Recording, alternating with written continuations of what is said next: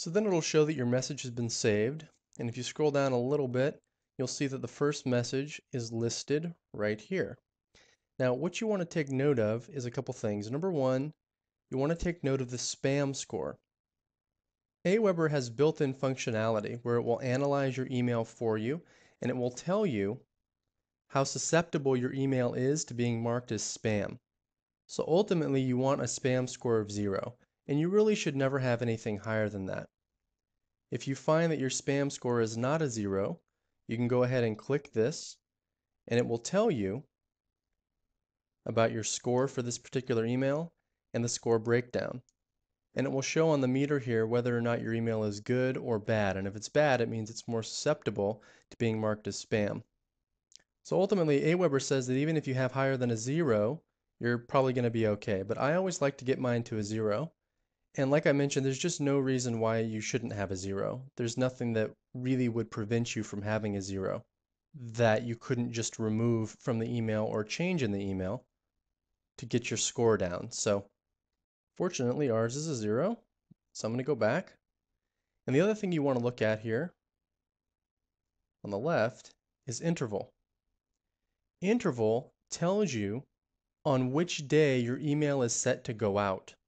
So if this interval is set to 0, what this means is that when somebody joins our list, this email is going to go out right away. It'll be sent right away to the person. If this was set to a 1, it would be sent to them the day after they subscribe.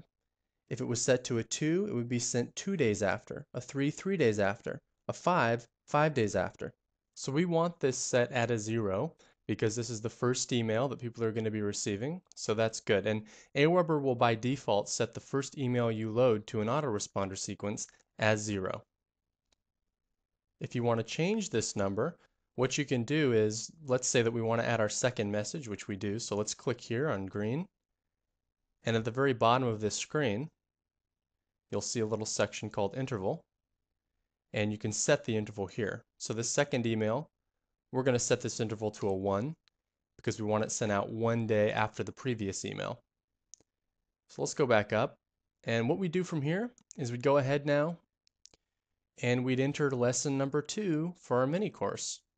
So we'd repeat the process that we just went through to enter the subject line, the email body.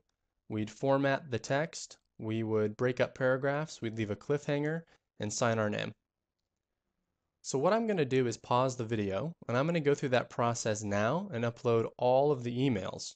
And then we'll come back and review things, and I'll show you the intervals that I set everything at and what the next steps would be.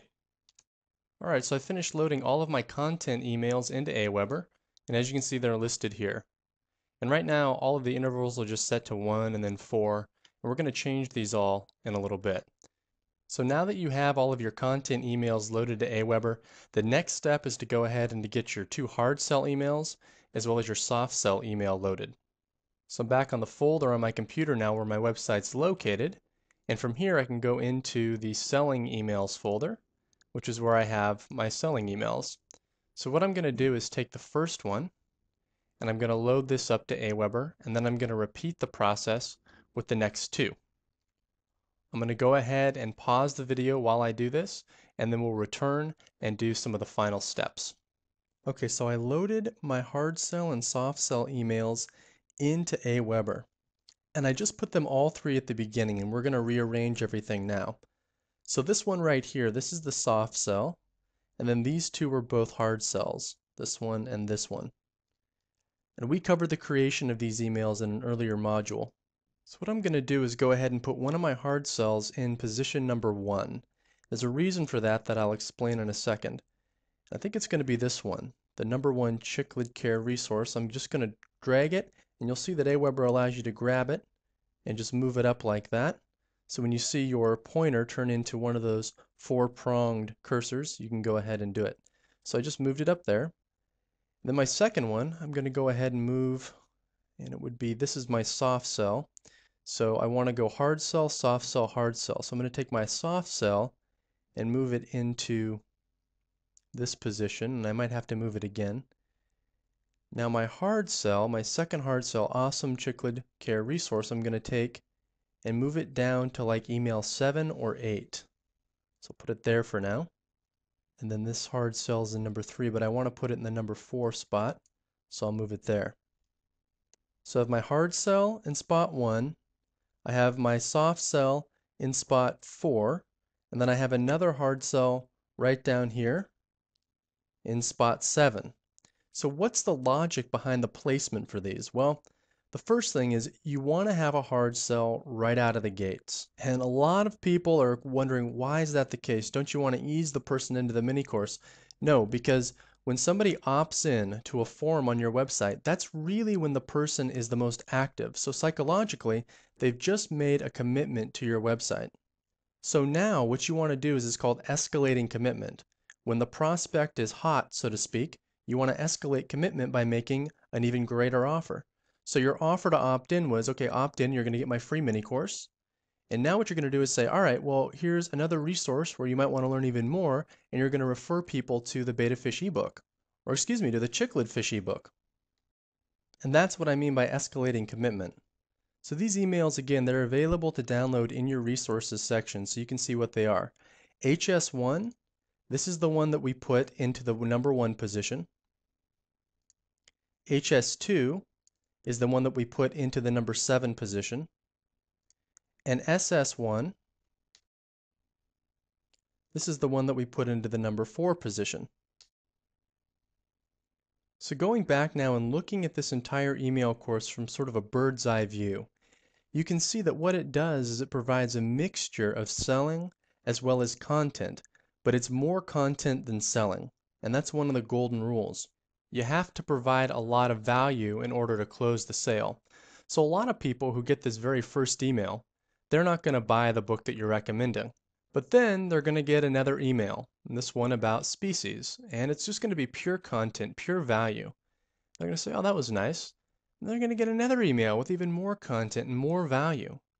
And then, right here, they're going to get another hard sell. Or this time it's going to be sort of a soft sell. So it's going to be a little bit of content, but then also a little bit of selling. So you're sort of easing the reader back into the notion that, hey, you're going to be sold to a little bit. And then they're going to get pure content, and then a hard sell again. So a lot of people will buy here. They didn't buy the first time around, they didn't buy the second time around, but they're going to buy here. All right, so let's go ahead now and let's set up our intervals correctly. Essentially what you want to do is just set up the first one to be 0, and then you just want to progress by an interval of 1 each time. But every so often you want to progress by an interval of 2, and then even dribble a 3 in there. And that breaks things up a little bit. Keeps your subscriber base on their toes. Makes them wonder a little bit, when is the next email going to arrive? So I'm going to leave this one at 0, and again, to change an interval, all you do is you go into the email itself by clicking on the subject line. You scroll to the bottom, and you change the interval right here. So I'm going to change this to a 1, meaning that it's sent out on day 2, or 1 day after the previous, since the previous one is the first one, and that's sent out immediately. So you change that to a 1, go ahead and click Save Message. And what I'm going to do now is pause the video, and I'm going to set the intervals for each of these emails. So you can see this is set now to a 1. And now I need to reset the intervals for the remaining emails. So I'll pause the video, I'll do that, then we'll return and we'll review. All right, so I've gone ahead and set my intervals. You can see them over there on the left. And as you can see, for about the first 6 days, until I get through at least my first 3 selling emails, I just send 1 a day. And then right here, after my last selling email, I'll take a break. I'll give them a couple days to cool off. And then I send one on day 8 and 9, take another 2 days off, take a 3 days off, take 1 day, and then 2. So you break it up a little bit like that. But in the beginning, you do want to send them 1 per day. That tends to be the most effective.